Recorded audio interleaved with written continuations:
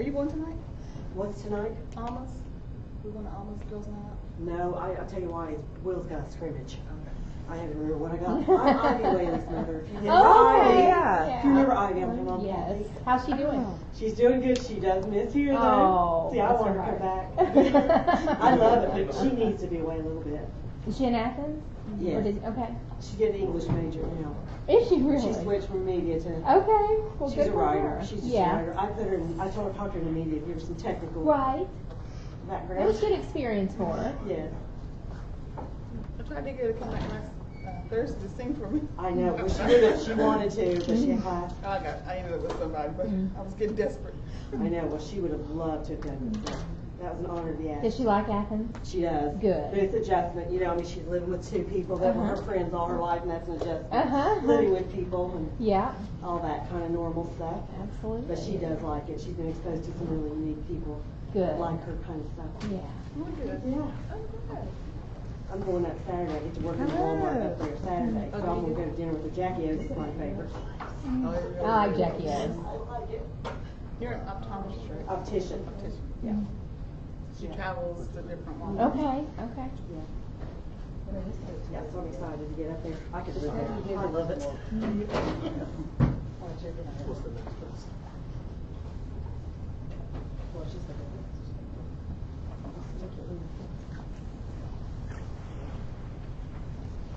You tell me. Okay. well, yeah, they moved on meeting just for you.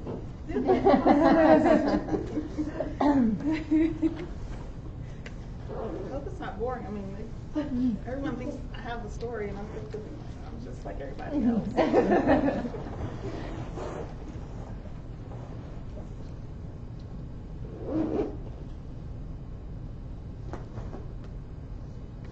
I would distract people by having pictures.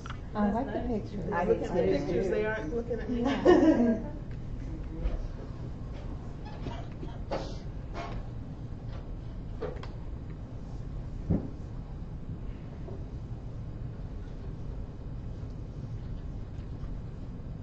I do think Paul looks good with and without hair. So not having hair looked good on him too. Well, I told him that, and he was like, "You're just saying that because you're married to me.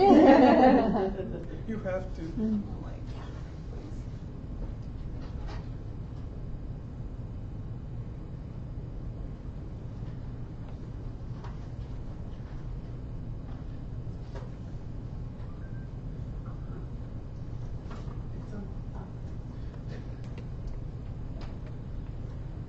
"Did you run?" I was like,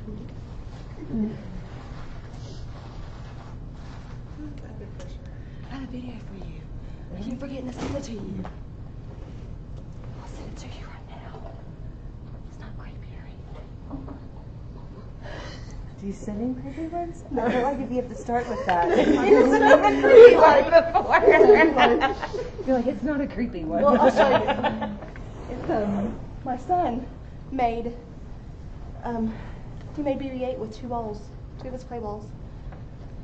It's that's why I was Star Wars. I've been meaning to send it to him for like 2 months. Okay. So I'll get started. I'm Teresa McKenzie, and they asked me to talk about who I am and my journey to here.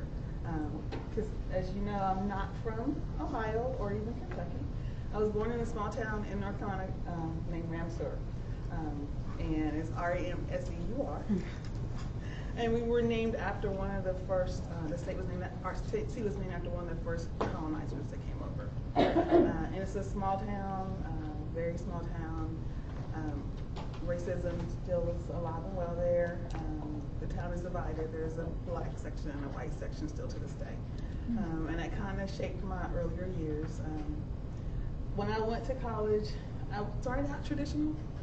Because when I talk about detours, so I started out being a traditional college student. I went straight from high school to college, and I graduated. But the difference is, when I went to college, I decided in March of my senior year that, hey, I might want to go to college. Kind of late. But I was on a track team, and so a lot of my friends were talking about going to college and what their plans were, and I didn't have a lot of plans, because I originally wanted to go in the military. my grandmother was adamantly opposed to anybody in the family joining the military. And so I said, let me check this out. So I applied to one college, Western Carolina University. I was accepted, and that's where I went. I graduated, and when I graduated, I had a bachelor's degree in psychology with a minor in guidance and counseling. And I thought, wow, I'm going to set the world on fire. I'm going to make a difference in people's lives, and I'm going to make all kinds of money. Well, that didn't happen. But I had a friend, her name is Teresa, and she knows all the secrets where all the bones are buried. And she was joining the Air Force, and she'd been at Western, and so I thought, let me check this out, because I wanted to get out of Ramsar.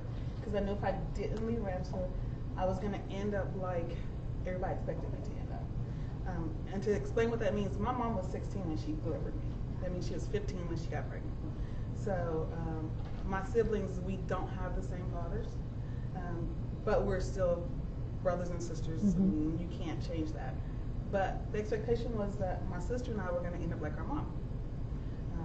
Pregnant as a kid, lots of babies by different baby daddies, and not ever leave. I didn't want to be that. I wanted to do more. So I joined the Air Force. And I took the first job they offered me, which was supply, because I wanted to get out. That's how bad I wanted to get out. So I go to basic training, and while I'm in basic training, I get sick. So I end up going to the infirmary, and the doctor's talking to me and asking me questions. So, how'd you end up in the Air Force, and what are you going to do? And I told him I had a bachelor's degree in psychology and minor in guidance and counseling. He said, so what's your job? I said, supply. He said, why are you in supply? And I said, well, that's what was available, and I could ship out faster. He said, well, let me make some calls. So he calls over to medical center, and he talks to the charge nurse who runs the inpatient psychiatry unit, and says, I have this airman here, and I think we're wasting her. And so he gets off, he says, you have an interview tomorrow at David Grant Medical Center. Not David Grant, sorry. I can't remember the name for one in Blackwood. But he said, you have an interview tomorrow with this person. So I go over the next day, I interview, and they're like, okay, your AFSC has changed. AFSC is Air Force Specialty Code. So I went from supply to inpatient psychiatry. And then, because I had a degree and a minor in guidance and counseling, they said, oh, and by the way, you aren't going to take it like everybody else. You're just going to go and do your job. I thought, okay, I can do this, maybe. Because remember, I graduated from college. I had no practical hands-on experience in mental health. I mean, I had a degree, and at my school, we didn't do practicums or internships for psychology students. You just got your degree and you got a job. So I went to Travis Air Force Base. That was my first assignment. I love Travis. I was there during the transition time. We were moving from the old hospital to the new medical center, David Grant. So I was part of that. I was a super troop, which meant I did everything by the book. I did all the regs, all the rules. Uniform was on point. Ribbons were in line. My dig line, which is where your belt sits, was perfect. My creases were perfect. I was a super troop. And as a result, I ended up being promoted below the zone, which means I put on my neck stripes 6 months earlier than everybody else. And actually, I put it on late because when I went below the zone, they said, okay, you got it. And by the way, you're out of uniform because it's retroactive to 2 months ago. So you need to leave work and go get stripes. So I did that. I enjoyed it. In the military, I didn't experience the racism that I grew up with, which was wonderful. It was so nice to be treated just like everybody else in uniform. As you can see, I have pictures scrolling through. These are some of my friends from the military. I think you make family everywhere you go. And family for me has always been more than just blood.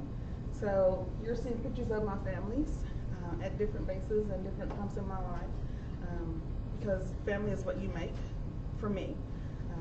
So I call people aunt and uncle who aren't aunts and uncles by blood, but they're my family. I call people sister who aren't my sisters, but they're my sisters because I choose them.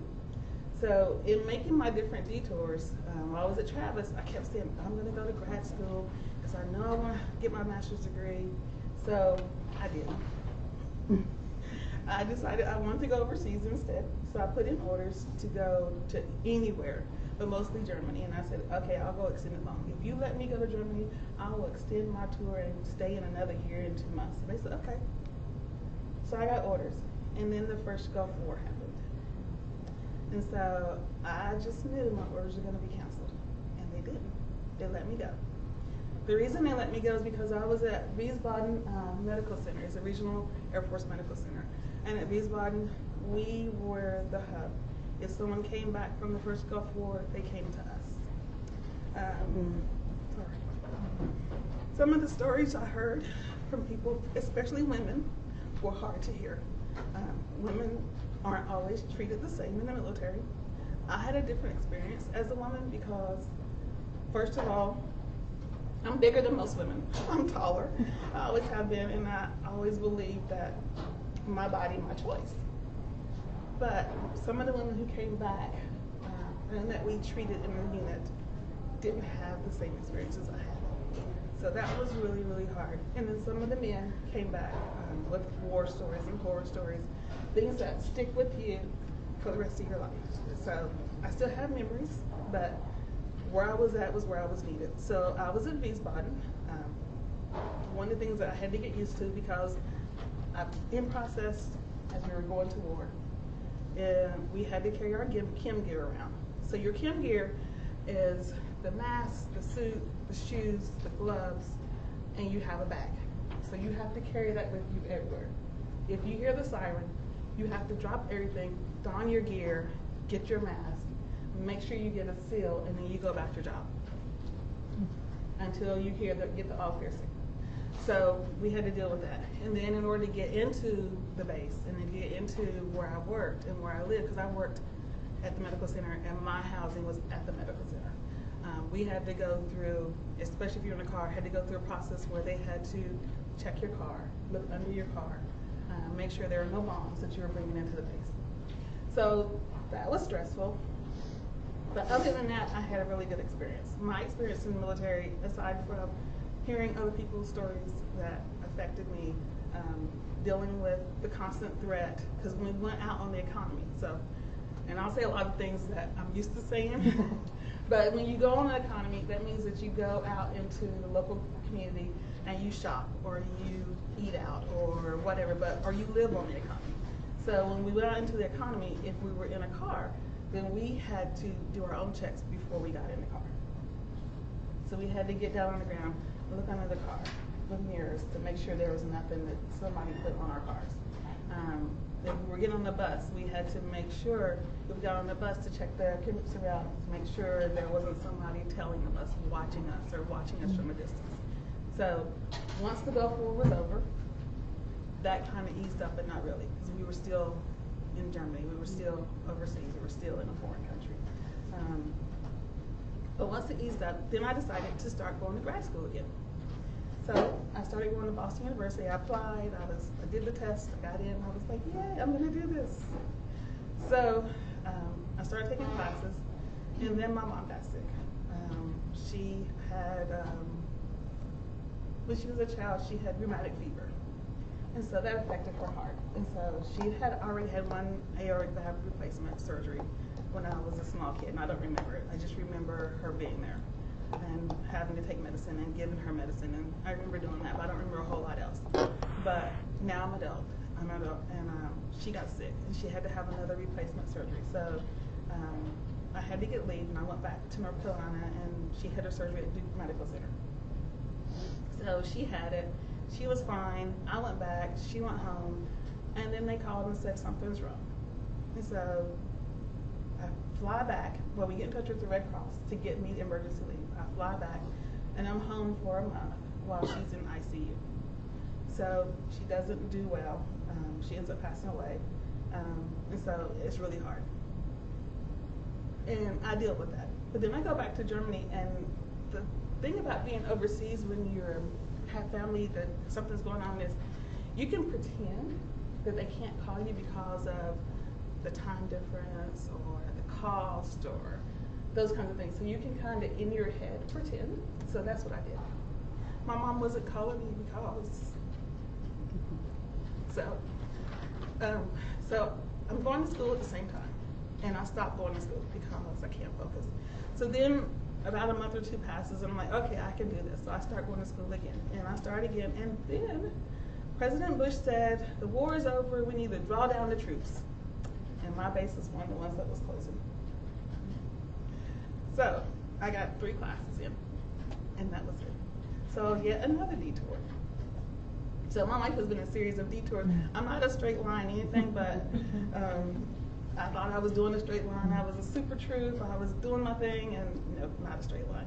So my base closes, and they give us 5 bases that we can go to. So we can choose. I had Andrews in Maryland, Minot in North Dakota, and we always say no, no, no. So you don't do why not, because. You don't do that. I couldn't go back to California, which is what I wanted. So I chose Andrews because I said, you know what, I'll be 4 hours from home. It'll be good to be close to home for a change. And so I go to Andrews Air Force Base, and when you go to a new base, you have to in-process. So the first thing you do is they give you this long list, and you have to go to everything on that list and have someone initial that you were there. Personnel, immunization, housing, all kinds of things. Supply, because if you need something, they're going to give you what you need at that point. Like if you need a shot, they're going to give you what you need. So my first day in processing was in May, and it was a Monday, because I came on the weekend, and I go to immunizations. But my records are sealed, and I didn't realize they had to be unsealed. So this guy, who's really rude to me, says, I'm not signing that until you go back to personnel and have them open your records. I said, but I'm right here. And I didn't have a car, so I had to walk across space and it was a 3-mile walk. Oh my gosh. And so I'm like, I'm right here. He's like, nope, not gonna do it. You need to go back to personnel, and then I'll come back to another day, come back today or tomorrow. I said, I'm not going back today. So I went home. So the next day I go back to personnel, get them to unseal my records. I go back to the medical center. I go to immunizations, and my husband is working the front desk. Oh. And he looks up, and my maiden name is Walden. And so he's like, oh, Thoreau. I'm like, oh, you read it? And he was like, yeah. I'm like, so you read on Walden? He's like, yeah. And so we started talking, and of course I had to have a shot. I had to have typhoid, because of course. And so I had to wait 20 minutes, because that was the reg. You get a shot, you wait 20 minutes after the shot to make sure you don't have any adverse reactions. So I had to get a shot. So he says, hey, I'm usually at the Pentagon. I'm just here this week training. If you need someone to show you around DC, let me know. I said, okay. Talked to him all the time, didn't see him, couldn't remember what he looked like. So 2 months later, we get together and have a date. And we've been together ever since. So, yeah, another detour, because my plan too was to get back into school, because I had to get my master's degree. I knew I needed it in order to do something more. Didn't happen. Not at all. So we dated the whole time I was there, and he got out first. And he's from Flatwoods, Kentucky. So ask me if I even knew what a Flatwoods was. Right. Or even where Kentucky was. I would have had to pull out a map to tell you where Kentucky was, because I'm from North Carolina and I went to California, so there's no in between. So he got out first, and he came back here to go to school. He graduated from Shawnee. And I said, I'll check it out. So I came to visit him one weekend, and I was looking through the paper, and there was an ad for a job at Pathways. So I said, I'll apply for it, why not? And I got the job. So I guess I'm moving to Kentucky. So I worked for Pathways for 5 years, and Pathways was hard in that I have difficulty separating myself from my clients. So their problems and their heartaches are things that I hold on to. And then we did treatment team every Friday. And their treatment team, every counselor there tells you their caseload and the cases, what's going on. And so the children's therapists are there. And that was hard, because I didn't need to have those images in my head, but I do, and I probably always will. So I had my daughter, and I decided it was time for me to leave Pathways. Still haven't gone back to school. Remember, I'm talking about detour. The plan is to get my master's degree. From the time I left, the plan was to get my master's degree. Still haven't gotten it. So when I leave there, I decide my next job the biggest, hardest question someone's gonna ask me is, what do I need to graduate? I'm sick of people saying, oh yeah, the voices told me to kill you. So when I left, that was my strategy. That was my plan. I was gonna get a job in higher ed somehow, some way. So one day, in my life is also a series of coincidence or weird things that happen, like me being in the right place at the weirdest time imaginable. So I'm looking for a job. I'm looking online, and because we had, remember the web TV? Yeah. Do you might remember web TV? We had one of those. So Shawnee State had a job for Educational Opportunity Center coordinator, working with adults in Appalachia. And I was like, oh, that sounds interesting. So I apply and I get the job. So then I'm content, and I stay with that job for 12 years. I'm content. I don't even think about going back to grad school because I'm happy. Life is good. And then our grant was on hold. And I realized if I want to stay in higher ed, I had to get my master's degree. So that's what got me to go back to school. And I'm not good at sectioning off time for things that are supposed to be important, like school. So I did Capella. My sister did Capella, and I did Capella. And I got a master's in education. And I loved it. I absolutely loved it. I love doing the research. My husband says I'm weird, because I really do love doing the research, and I love APA. So that I know it's weird, but I do. I love doing it, and so I thrive on constantly doing research and learning more and using it. Because with Capella, what you do is what you learn, you use. So with my job, I was able to take what I was learning and actually apply it towards interacting with students and learning more about higher ed and learning how to engage students in learning and how to motivate students. So I was like, oh yeah, this is the thing. So then this job for accessibility services came up, and I thought, you know what? I can do that. Because I love students and I think I can really help them. So that's how I ended up here. So it's a roundabout way, but my straight line is never going to be a straight line. I figured that out a long time ago. The detours are what made me me. The sad moments are what made me me, but also the happy. I have lots of happy times, as you can see. My family is my joy, but my family isn't just those three people. My family is all of you guys. So that's why you see pictures of people from here, because I have a work family, and I have a home family, and I have a mom's club family. So the detours are what made me me and brought me here. Without those detours, I don't know that I would be the person I am. If you ask me if I would change anything, my mom would still be here. And my grandmother, because she passed away in 2009. But that's it. Everything else would stay the same. I would go through the military again.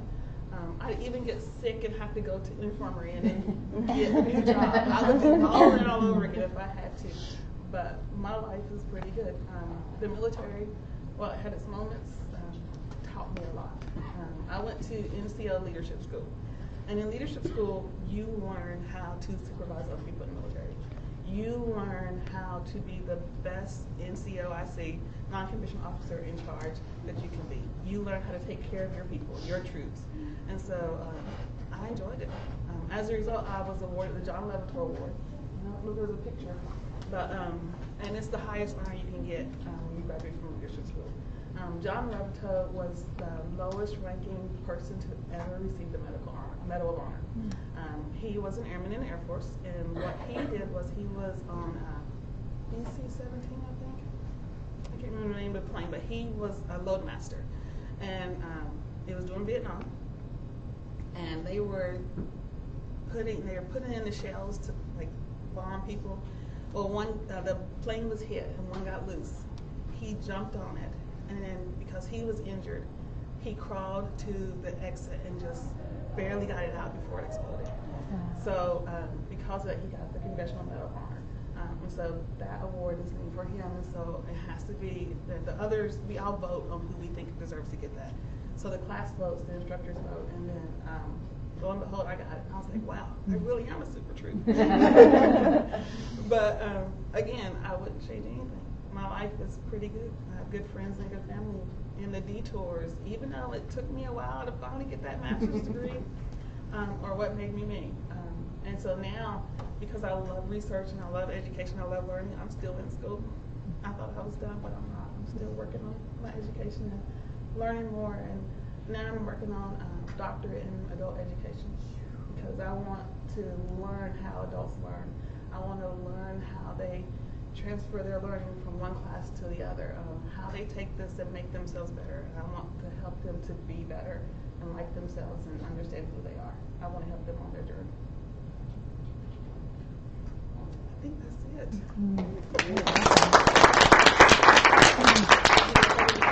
Oh, I'm so glad you asked. How old are your kids? Yeah, that's one 21 about the and kids. 17. Say that again. 21 and 17. 21 and 17. I started late with that too. I'm not a straight line kind of person. I didn't get married until a month before, no, not even a month before I turned 30. We got married in 1994. So, and I was like, okay, sure. Let's do this. I'm going to tell a funny Teresa story. You know what I will tell. He's mine. Yes, he is. She talks about detours. Well, Mr. McKenzie was my 7th grade boyfriend. Well, he was my boyfriend in my mind, but yes, he was my boyfriend. But when I met Teresa, she was one of the first people that I met here on campus outside the dean's office where, when I first came to work. And I just felt this connection to Teresa, and we got along, we were friends, and, she just felt really comfortable. And then she said something about her husband, Paul, and I'm like, Paul McKenzie? I was like, the Paul McKenzie from Russell? And so we had that connection and didn't realize it until we had been friends for a while. But as wonderful and as caring as you are now, it's no surprise to me that someone as kind as Paul chose you, or that you chose each other, because he was always, there was this group of kind of mean kids at Russell. Paul was like, no, we're not going there, we're not doing that, we're not, he's always been a really kind person and interested in everybody's happiness and well-being, so I'm glad you guys have each other. He loved that you said the Paul McKenzie. And he also works in education. Yeah, he is a teacher at Boyd County, and actually he just became the head of the alternative school. It was closed down for several years, and they approached him 2 weeks before school started, and asked him if he would like to head it up. And he said sure, and they said okay, and by the way, you have to also create the student code of conduct, create the student handbook, and you have to create activities to help us. And he's like, what? But he did it. He's pretty happy, and I'm proud of him. Any other questions? Yes, ma'am. What was it about Germany that made you want to go there, of all the places you could have? One of my friends, Maria Herrera, she worked with me at Travis. She had been, and also Dreama Zutenbacher. They'd been in Germany together, and they talked about how wonderful Germany was, and how you can go to a different country on the weekend, and you didn't need a passport. And I thought, that's what I want to do. So Maria said, put in for extended loan if you want to go. And Dreama said, put in for extended loan if you want to go. So I put in for extended loan. So I was in Germany. I went to Spain for a week. And also after NCO prep school, I made the schedules. So when I scheduled us, I made a schedule where I was off for like 6 days without having to take leave. And so I went to Germany Spain for a week. Went to Barcelona. I stayed in a little town called Lloret de Mar. It was a beach town and a touristy town. They had siesta. It was wonderful. I went to East Germany because I remember I got there in September of 1990. So the wall had just come down between East and West. And so I went to East Germany, and it was an experience. There were still Russian soldiers walking around in the long coats and the long boots and the hats. And they had just started having, like the things that we take for granted, like the dishes and commercial things. That was their first time experiencing that, because the wall limited them from having access to the things that we're all used to. So we went walking around, and they had these stores, and they had like stacks and stacks of like just plates and bowls that came from the other side of the wall, and people were like scooping them up like it was food. And it was just so weird. But and then because I'm brown, not a lot of brown people in East Germany, and because I was only one of 2 on that trip, because I did a lot of tours, I got a lot of stares everywhere I went. And this one guy decided he was gonna take me under his wing, and so we walked around everywhere together and just did all our sightseeing. But we stayed in, the first night we stayed in, it used to be a psychiatric hospital, but it wasn't anymore, so we stayed there. That was weird. Because they told us stories, and they fed us this elaborate meal and gave us wine, and it was really great. But the stories about some of the patients who died there and all this stuff, and I'm thinking, yeah, didn't really need to hear that. Thank you, but no thank you. So we stayed there the first night, and then we stayed at, it used to be a Russian base. We stayed in there like dorms or barracks the next night. And then we ended up going to Leipzig and a couple other places at the end. So, but it was good. But I wanted to go because my friends had been there and they said how wonderful it was, and I wanted to go. So I went to Czechoslovakia before it was the Czech Republic 3 times just to go shopping. And I didn't buy chandeliers. Everybody bought chandeliers, and I'm like, why do you need a chandelier? I mean, what are you gonna do with it? What are you gonna do with it? So I bought a lot of crystal and china, like bone china and stuff. And then we went to Paris. Yeah, we had miracles. That's at Buchenwald. I went to Buchenwald concentration camp. I didn't take any pictures inside at all. I just did that because they had a monument to it. And then we went to Paris. And Paris was just an overnight bus trip. So we left on Friday night, got there Saturday morning, did sightseeing all day long. Went up inside the Eiffel Tower. There was a large giant flea market, and we went shopping, and there was McDonald's there. And I was like, okay, cool. And then went to England, and we did that on a cruise. There was a cruise that we went to Amsterdam and caught a cruise ship, and went to England, Luxembourg, Brussels, Belgium. I'll say there's one more place we visited. So it was kind of cool to do all that. And we ate chi-chis in Luxembourg. Because who can say they ate chi-chis in Luxembourg? But we had fun. We had a lot of fun. And I traveled as much as I could. If I had a 3-day weekend, I was going somewhere.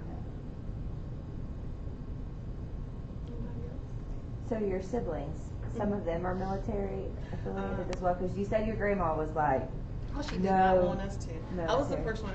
In fact, the way that I joined the military was I didn't tell anybody. So I joined the Air Force, and then a week before I was supposed to ship out, I said, by the way, Granny, I'm going in the Air Force, and I'm leaving next week. And she said, what? I said, yeah, I'm going to Charlotte, and I'm going to leave. And she said, okay. And so after that, I had a cousin who joined. He joined the Marines. And then I had another cousin who joined the Navy, and then my brother joined the Army. I have another cousin. What did he join? I want to say he was Marines. So I have every branch represented except for the Coast Guard, and that's okay. We're good with that. But yeah, we're a huge military family. But before that, it had just been my uncle, and he had been in the Army, and he had issues coming out. So my grandmother was opposed to the military because she felt like the military was the reason he was the way he was. It wasn't. He had schizophrenia. Military didn't have anything to do with that. It's just so. But she didn't want us to do it. But I started it. So now we have tons. I have 2 nephews in the Air Force, 1 in the Army. So tons of Army, tons of military. Yeah, I'm surrounded. I'm the only Air Force. So are your kids inclined to military service like mom and dad? No, Maya is a journalist. She works for a little magazine as an intern, and so she loves to write. She's like Ivy. Connor wants to be a filmmaker. He wants to do, he's thinking about here, electronic media, and then transfer to Athens and do film studies. He wants to do that. So he has no issues or thoughts or desires. They're like, Mom and Dad did that. We're good. Anybody else? how many siblings do you have? I have 3. Living, I have 2. But there were 4 of us. I was the oldest, and I was the oldest grandkid. My grandmother, when I was little, she had 12 grandchildren. That expanded. But at one point, there were 14 of us living in her house. She raised me. And she had a 4-room house. Not 4-bedroom, 4-room. So, yeah. And so there was one room where it had a set of bunk beds. So my sister and I shared one, and my brother had one. And then my aunts were over on the other side of the room, and they had a bed that they shared. And then in the living room was a sleeper sofa. And so my uncle lived there, and slept there for a while. So at one point the house was full of people. But we had a living room and nobody slept in there. And somebody could have, but nobody slept in there. Because it was the living room, that's where company went to. How was meals? The grown-ups ate first. The men ate first of all the grown-ups, and then the best parts of the chicken the men got. And then the kids got what was left. So. But then we also got peanut pudding. So we did chores. Yeah. Very similar to how I grew up. I mean, we were poor, and I mean, looking back now, I realized we were poor. At the time, I didn't recognize that was because I had what I wanted. I had clothes. We went clothes shopping to get ready for school every year. We all got new clothes every year to go to school in the fall. We always had food. We had tons of food. So I didn't realize it until later when I look back and I realized my grandmother, I think she made about $4,000 in a year. And she was a housekeeper, and she worked for two families, the Burnhams and the Stedmans. And so that's how she took care of us. And she refused to take any assistance. She didn't get food stamps or welfare. She took care of us. So we would have spaghetti, and she cooked the sauce with the meat and then put it in the pot with the pasta, and that's what we ate. So she found ways to be creative. But yeah, but she raised me, my sister, and my brother, and then my Aunt Martha passed away, so she had her 4 kids too. And on that one salary is how she raised all of us. What'd she think about education? She didn't push it. In my family, I'm the first to graduate with a 4-year degree in my family. I have an aunt who went to Western Carolina, but then she left because she got pregnant. She followed in the family tradition. I broke the tradition because, all my babies had the same daddy, and they didn't happen until after I was married. So, I'm the black sheep of the family. But no, she didn't push education. She was okay with it, and she was proud of me whenever I went to college and I graduated. But it wasn't something that was encouraged or pushed. May not thought it was a possibility. She may not thought it was True.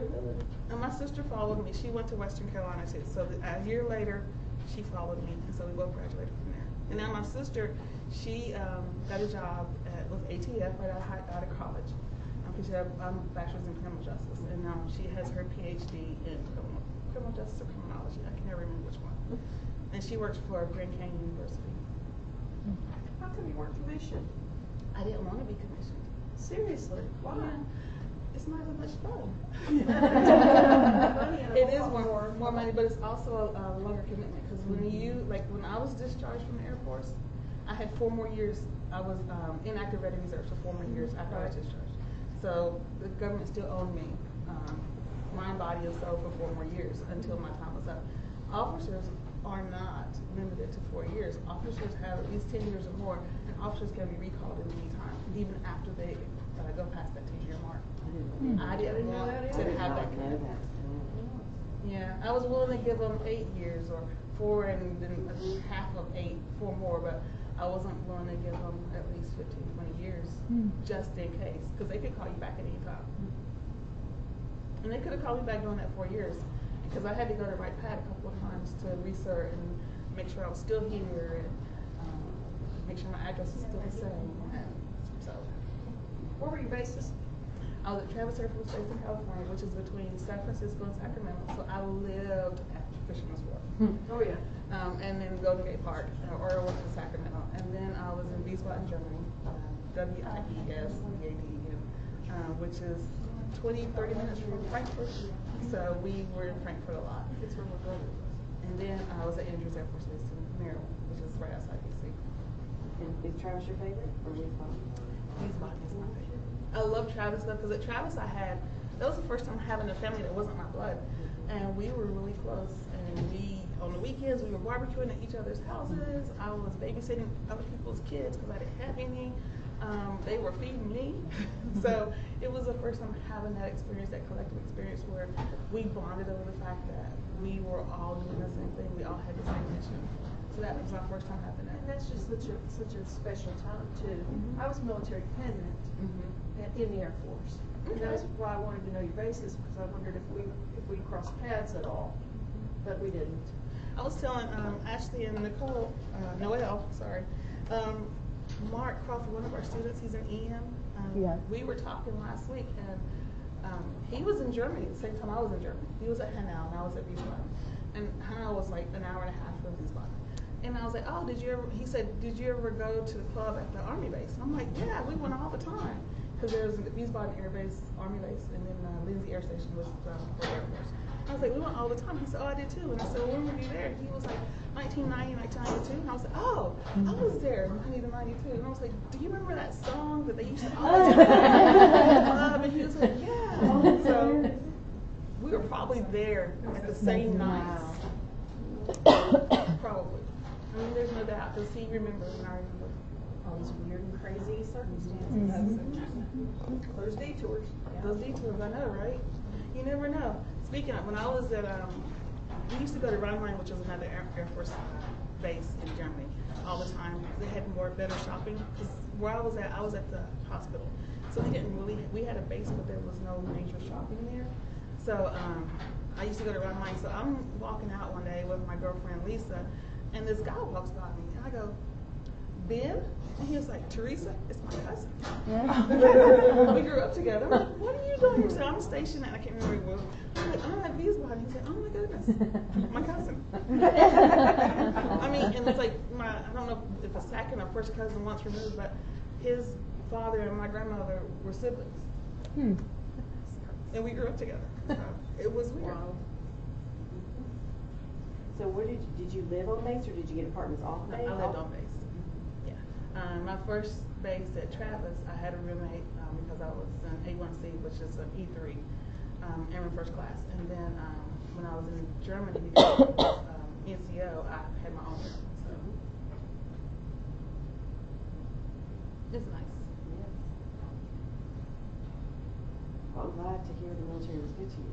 It was. I'm glad. It was. And like I said, I know women who didn't have the same experience I had. It was harder. I think I had really good NCOICs. Non-commissioned officers in charge. I had some really good ones. My last assignment, I wasn't fond of him, but they were really good. They supported us and they protected us. So I had some really good people. So, and then my first sergeant, my first shirt in Wiesbaden, he was really good too. He took care of his troops. So I was lucky, but I do know, and I've talked to some women who didn't have it the way I had it. Didn't have the opportunities. Because if I had wanted to go to school, and that's what it boils down to, if I really wanted to go to school at that time, I could have made it happen, and they would have let me. But obviously, it wasn't pressing at that point in my life. So my thing is, just because there are detours doesn't mean you stop. Because I had lots of detours and lots of things that, like when I got pregnant with Maya, I had pregnancy brain syndrome, so there was no school happening there. I couldn't remember anything. But I didn't let those things ultimately stop me. Those detours didn't break me. They kind of helped make me. You're lucky that's such a good one. What made you choose psychology? When I went to Western, my major was accounting. Really? When I was in high school, I loved math. I really did. And so I had my favorite teacher, Mrs. Martin, and she said, you know, you should be an accountant and you'll make lots of money and all this stuff. I said, oh, okay. So I declared accounting as my major. So my first day, or first week of my sophomore year, I had accounting 101. And he was talking about debits and credits. I knew he was going to And I said, oh no. Because I also had thought that I wanted to help people. I wanted to be there for people. Because I felt like throughout my life, people had kind of been there for me. I didn't always acknowledge it or recognize it, but people had been there for me to help me do things. So I wanted to do that. So that day, I left that class, dropped that class, changed my major in psychology, and I never looked back. That's the thing too with business and accounting is that you don't feel like you are helping people. You feel like you're just crunching numbers and not actually touching, adding value. Even from my perspective, anyway. You know what I mean? Well, we I don't picture get myself that in a cubicle hands-on touch as a with grown-up, people. in a cubicle with numbers, and I couldn't do a cubicle with numbers. Yeah. So do it every day. Mhm. Not that I don't like it. It's just sometimes, you find other avenues to touch people's lives, I guess. But I like psychology. I like everything about it. I like understanding the human brain. Abnormal psychology was one of my favorite classes because just learning those things and writing those papers and doing the research and figuring out how people tick and when they have disorders that impact them in different ways, how can it impact them and what does it mean for their lives? And so it was really interesting. So I need like 15 minutes then of your time. Until people said, yeah, the voices tell me to kill you. Yeah. Okay, sure. And I say that because I did hear that a couple of times. Yeah. Yeah, it was not funny. I even had a patient find my phone number was unlisted because I recognized that you didn't want to be, but I had a patient to find my phone number and call my house. So I was like, oh, okay. That's Maybe. scary. So Yeah. I mean, but some people can separate. I can't separate. Even here, I get attached to my students, and I want to see them succeed and graduate, and then I'll think about them after they graduate, and I wonder what they're doing, So I get attached. I have a hard time separating. So it wasn't a good feel for me. It was initially, but in the end, it was more than my brain could handle and my heart could handle. Understandable. You are making a difference here, so I hope so. you are talking very well about, and whether it's in me in the hallways passing or me actually having contact with a student like Ashley Harris, Eleanor Ashley Harris. I took her to the mass student. It was her project for social work.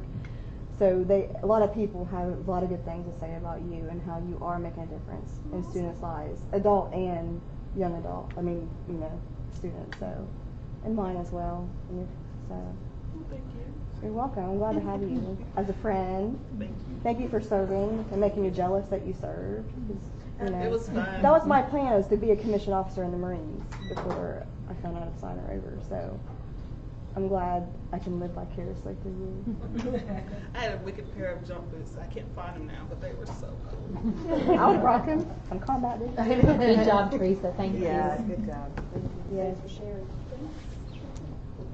Thanks for letting me torch. You're okay. Just because you can stop this camera. Oh, I didn't realize there was a camera on. Yeah. Is that it? We're good.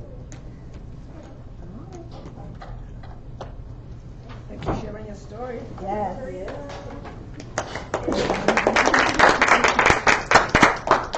Ellen should have been up here filming.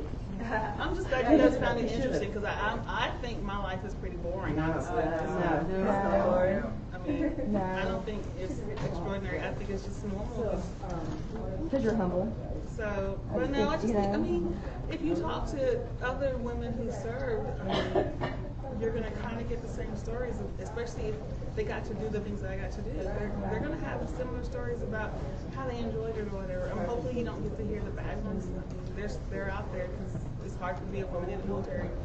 Oh yeah, you hear the stories, yeah. But I mean, I think, like I said, I had very good support from my NCOICs and my charge nurses and my first shirts. I had a lot of really good supports. Yeah.